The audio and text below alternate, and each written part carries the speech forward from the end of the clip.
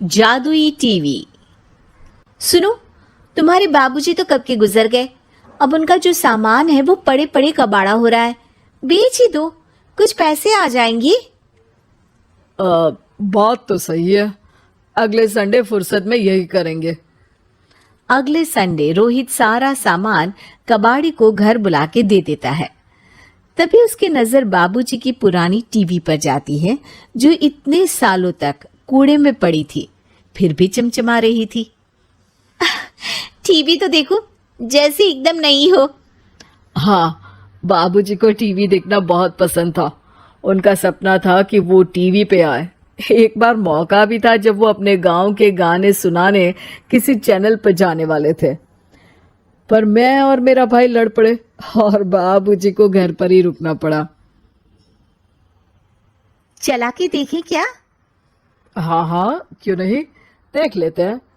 पर शायद ही चले। बाबूजी ने उस लड़ाई के दिन के बाद टीवी देखना ही छोड़ दिया था।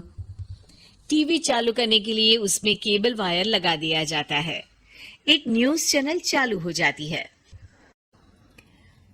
स्वर्ग की सीढ़ी के रास्ते हैं तीन, तीनों के तीन रास्ते हैं संगीन।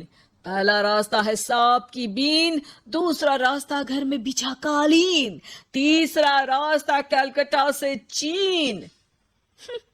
ये क्या बकवास खबर है, कुछ अच्छा लगा दो। अरे आप बोलो तो सही, कोई अच्छी खबर सुना देता हूँ। मेरा तो काम ही खबर देना है। अरे बाप रे, टीवी बात कर रही है। हाँ, ये न्यूज वाला मुझसे। हाँ हाँ, आपसे ही तो बात करूंगा ना, आपके घर में हूं तो। अरे ये सपना है क्या? तुम हमसे बात नहीं कर सकते? अरे सपना नहीं भाई साहब, ये टीवी जादुई टीवी है। बोलो, क्या खबर सुननी है, वरना ब्रेक लेने का टाइम आ जाएगा। सुप्रिया घबरा के टीवी बंद कर देती है। वो क्या था? अरे एक बार और चालू करके देखे, फिर से बात करेगा तो चैनल बदल देंगे। सुप्रिया फिर टीवी चालू कर देती है। अरे ऐसा कोई मुंह पे टीवी बंद करके जाता है क्या? मुझे बुरा लगा आपका नेचर। चाय पानी तो पूछो। सुप्रिया टीवी के बटन से चैनल बदल देती है। अब टीवी पर एक फिल्म चल रही है। अरे ये तो सूर्यवंशम है ना? हाँ, और ये ठाकुर को जहर की खीर दे दी और उसको पता भी नहीं है। ए भाई, खीर मत पीना, उसमें जहर है, मत पीना।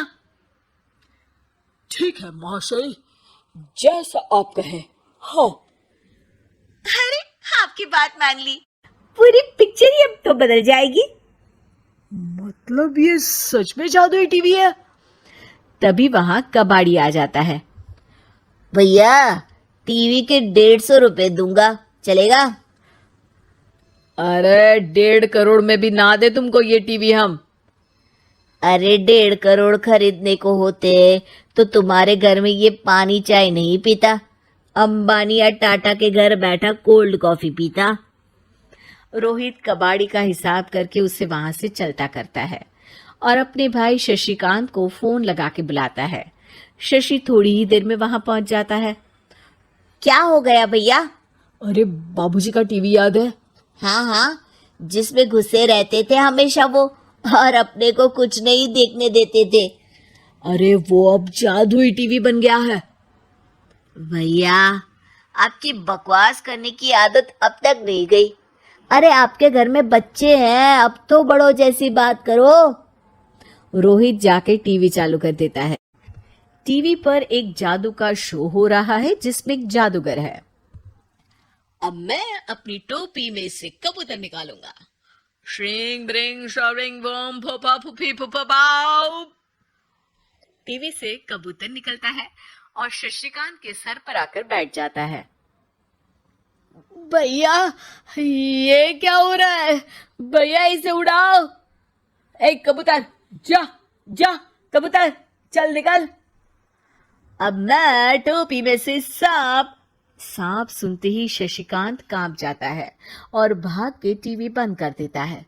भैया, सॉरी भैया, मैं समझ गया, ये सच में जादुई टीवी है। पर एक बार और ट्राई करते हैं। पर भाभी कोई दूसरा चैनल लगाओ हाँ, जिसमें डर ना लगे। सुप्रिया टीवी चला देती है और न्यूज लगा देती है। अरे कितने दिनों बाद मुझे याद आया, बताइए क्या खबर सुनाओ। और ये नया आदमी कौन है?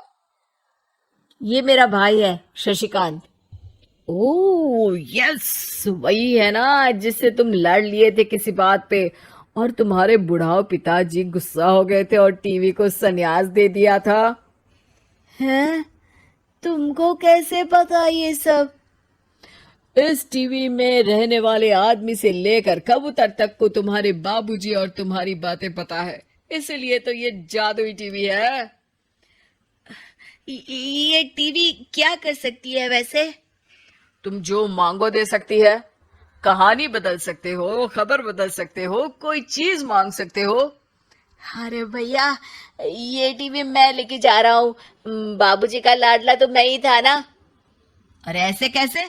मैं बड़ा बेटा था, अब तक मेरे घर में टीवी थी ना। अब तक कहाँ गए थे पिताजी के लाडले? तुम्हारी गलती का एहसास भी है। अरे भैया ज्यादा ना बोलो वरना भूल गए आपके दांत तोड़ दिए थे मैंने उस लड़ाई में। मेरी बीवी के सामने मेरी बेइज्जती करता है। रुक। दोनों भाई हाथापाई पे उतर जाते हैं। रुक, बताता हूं तुझे कि कौन बड़ा है। अरे छोटे का दम तो देख लीजिए आप। ये खबर आपके बाबूजी को देता हूँ। तभी टीवी अचानक बंद हो जाता है। अरे शायद टीवी नाराज हो गया। और लड़ लो। आए बड़े खली बनने। टीवी से एक तेज रोशनी निकलती है और टीवी में बाबूजी दिखाई देते हैं। बाबूजी आप? इतना चकरा क्यों रहा है? अपने बाप को नहीं पहचानता क्या?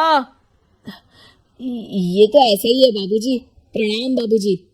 अरे चुप कर, तुम दोनों ही उल्टे हो। तुम्हारी वजह से मैंने टीवी में आने के सपने को छोड़ दिया, तुम्हारी लड़ाई की वजह से।